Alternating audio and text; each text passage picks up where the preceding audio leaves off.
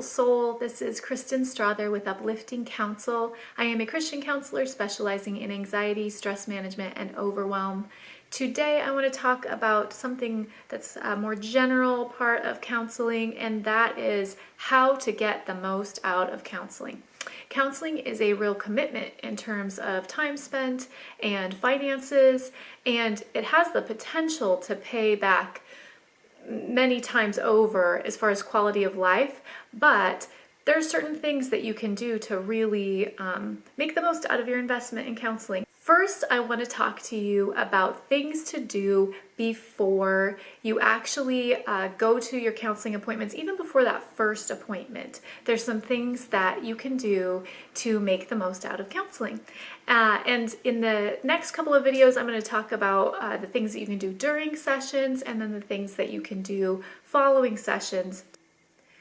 The first thing that you need to do if you want to get the most out of counseling is to find the right fit counselor for you, to find somebody who actually specializes in the area that you're seeking assistance with. Just like, even though a brain surgeon is known to be like one of the smartest people ever, if somebody does brain surgery, they're still not who you would go to if you needed heart surgery, right? So somebody, for instance, who specializes in trauma, if you're looking for somebody who specializes in trauma, then you don't want to go to somebody who specializes in anxiety. Some people specialize in multiple areas, but honestly, it's nice to look for somebody who really specializes in a certain area because they're spending their time on it. That's where they're doing their continuing education. That's the way that you're going to probably move ahead more, because if you go to somebody who's more of a generalist, their knowledge might be a little bit more limited. If you go to somebody who's a specialist, you might be able to get further. The second thing that you can do before your first appointment is to have a clear picture of what you want to get out of counseling in general, what your goals are. This helps your counselor to be on the same page with you. If you don't have a very good sense of it, you just think, I heard counseling's good, which it can be good. That makes it so it's hard for your counselor to know where to go, and they might go a direction that you're not that interested in.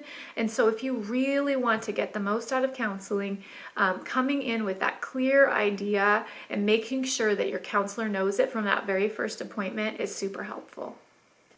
The third thing that you can do before any of your counseling appointments, the first one, but mostly the ones after that, is to make sure that you're taking notes throughout the week of things that you want to talk about in counseling.